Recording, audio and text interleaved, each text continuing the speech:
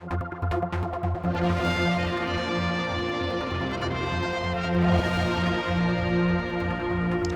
our talk here with Mr. Pugh and Mr. North from Manx Radio. It came up in the Select Committee that you actually looked at buying Energy FM. How would you go about, or was the plan on that? Can you fill us in on enlighten us how the government radio station was going to buy a private setup? Who would like to take that? It was to bring it back into the fold here, and it was, as I remember, on the market. But unfortunately, we had a look at it, and the price that we were prepared to work out and pay for it was far less. Yeah, but when you say we, the government would have paid for it, I'm right? talking about Manx Radio. Manx Radio out of the subvention money, or would have gone back to government for more money? It would to have pay been, for it? well, I won't go into the details of how it was to be financed, but it was going to be financed. And that actual cost that we were prepared to, and we thought it might work, unfortunately, the owner had a totally different, much higher valuation, and it just we just walked away and shook hands and said, sorry, we're not in this ballpark. And if you had it, would you have used that for running a service on it, or using putting your TT stuff on it, or speech on it? Well, I won't go into the top. There was a plan, and shouldn't the public? This is some years ago. But why shouldn't the public be, Well, because this is an independently run. Let's go back to the independently run radio station. Yeah. And the example I was giving you earlier on is about suddenly having to find another £83,000. Now, we were planning at that time, and this is 6 to 7 years ago, Paul, an operation not unlike what you're doing now. Okay. Or the start of a small. And we had to just scrub it. And it was impossible to actually implement. And having said that, let me congratulate you on the job you do. Thank you. 12,000 is about your peak audience. Is that what you said? I think that's the highest we get at any one point. And then let's talk about what was under the Berry proposal to some degree, that Energy, 3FM, Manx Radio would work in this very nice new studio complex. And you've seen the proposals. You didn't like them? You thought what of them? Well, a number of people have come back to us. Politicians, members of the public who attended the PAG meeting where the proposal was put forward, and of course it was also publicised in the paper. And they were concerned because what they were seeing here in this plan was that Energy and 3FM were not going to have their output changed in any way, shape or form. However, Manx Radio was going to have, I can't remember exactly now, but a third of its revenue cut. The newsroom would have been decimated down to 2 people, and we were supposed to deliver tabloid rolling news service. Well, this isn't, I believe, what the population of the Isle of Man want. Manx Radio is heavily consumed. It is one of the most successful radio stations in any part of the British Isles in terms of the percentage of our target audience actually listening to us. What's behind Ron Berry's idea then? Do you think he wants to have control here to take over, or what? I think it's very simple. 3FM and Energy are struggling to survive.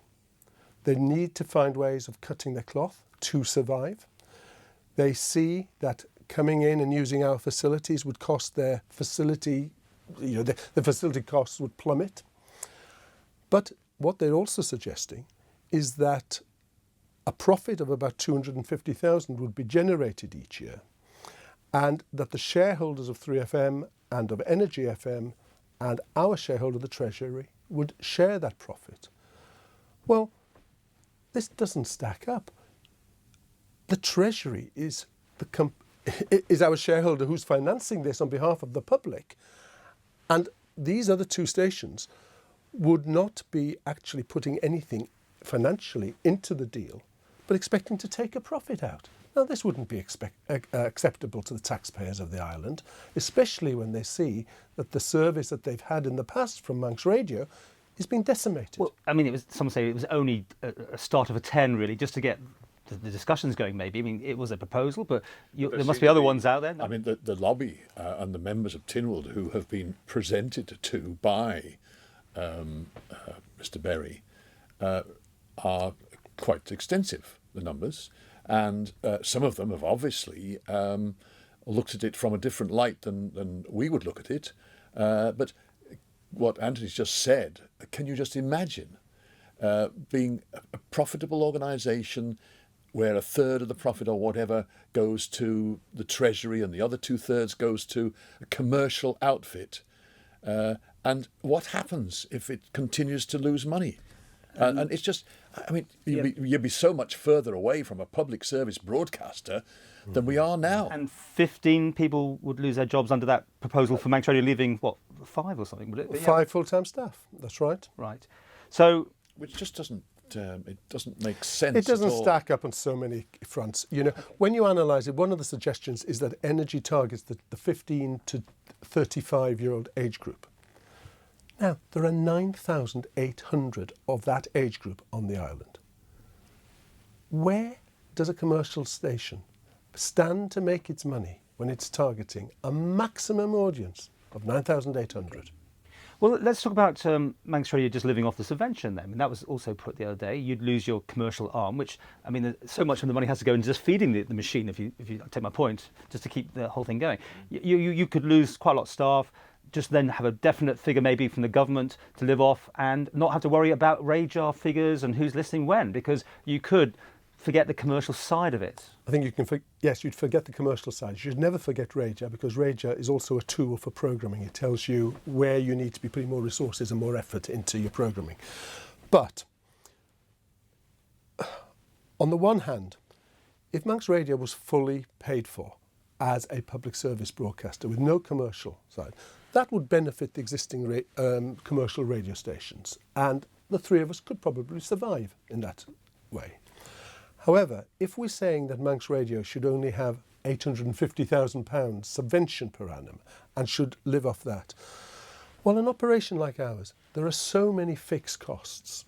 There's the electricity, there's the accommodation, there's the maintenance, there's the copyright for playing the music, there's insurances, all those sort of things. I don't think there'd be, I haven't done the sums, but my guess is there'd be probably £100,000 left for broadcasting. Well, that's totally unreasonable. You don't pay for your transmitters and the building? I don't know if you pay rent on the building? Or... We don't pay rent on the building, but we have to maintain it. Yeah, but you don't pay rent then, and you don't pay for your transmission costs. So you've got quite an extra bit of a deal here already, haven't you, compared with the commercials? It's not a deal. I mean, compared to the commercials, but the commercials came in knowing exactly what the framework was here on the island. We were there before. They knew exactly what they were coming into, and obviously thought that there was another market there. Now, radio is not going to cease tomorrow. Radio is here to stay, in our opinion, and it's just the technicalities over the last few years, particularly the last 10 years. There have been a lot of new uses and ways to listen to Manx Radio, Okay. and that will continue.